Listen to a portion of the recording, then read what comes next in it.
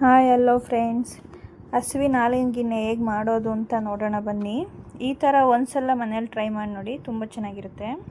ಪರ್ಫೆಕ್ಟಾಗಿ ಕುಕ್ ಆಗಿದೆ ಗಿಣ್ಣು. ಇವಾಗ ಏನೇನು ಇಂಗ್ರೀಡಿಯೆಂಟ್ಸ್ ಹಾಕಬೇಕು ಅಂತ ನೋಡೋಣ ಬನ್ನಿ.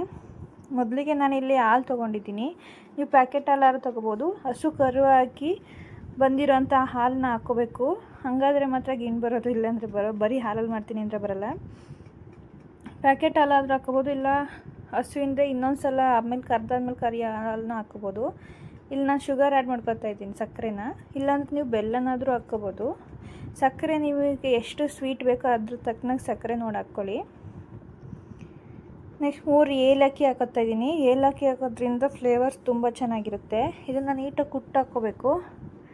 ಹಾಕೊಂಡ್ಮೇಲೆ ನೀಟಾಗಿ ಮಿಕ್ಸ್ ಮಾಡ್ಕೊಳ್ಳೋಣ. ಈಗ ಅದ್ರ ಫ್ಲೇವರ್ ಬಿಡೋವರೆಗೂ ಸ್ವಲ್ಪ ಹೊತ್ತು ಒಂದು ½ ಅನ್ ಅವರ್ ಹಂಗೆ ಬಿಡೋಣ. ಆಮೇಲೆ ಸೋಸಿ ಹಾಕ್ಕೋತಾ ಇದ್ದೀನಿ ಈಗ ಒಂದು ಪಾತ್ರೆಗೆ.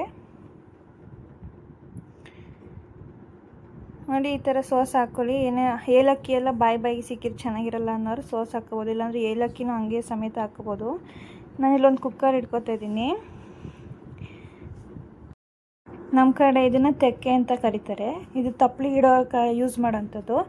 ನಿಮಗೆ ಬೇಕು ಅಂದರೆ ಇದಿಲ್ಲ ಅಂದರೆ ಇದನ್ನು ಪ್ಲೇಟ್ ಆದರೂ ದಬಾಕ್ಕೋಬೋದು. ಈ ಥರ ಅದು ತೆಕ್ಕೆ ಮುಳುಗುವಷ್ಟು ನೀರು ಹಾಕ್ಕೊಳ್ಳೋಣ, ಸಾಕು. ಈಗ ಅದನ್ನು ಒಂದು ಪಾತ್ರೆಗೆ ಹಾಲು ಸೋಸ್ಕೊಂಡಿದ್ವಲ್ಲ, ಅದನ್ನು ಇಟ್ಕೊಂಡು ಅದ್ರ ಮೇಲೆ ಒಂದು ಪ್ಲೇಟ್ ಮುಚ್ಚಿ 3 ರಿಂದ 4 ವಿಷಲ್ ಹಾಕಿಸ್ಕೊಂಡ್ರೆ ಸಾಕು. ಗಿಣ್ಣು ಪರ್ಫೆಕ್ಟಾಗಿ ಕುಕ್ಕಾಗಿರುತ್ತೆ, ನೀಟಾಗೂ ಬೆಂದಿರುತ್ತೆ. ನೋಡಿ, ಈ ಥರ ಬೆಂದಿದೆ. ನೋಡಿ ಎಷ್ಟು ಚೆನ್ನಾಗಿ ಬಂದಿದೆ ಅಂದರೆ ಅಷ್ಟು ಸೂಪರಾಗಿ ಬಂದಿದೆ.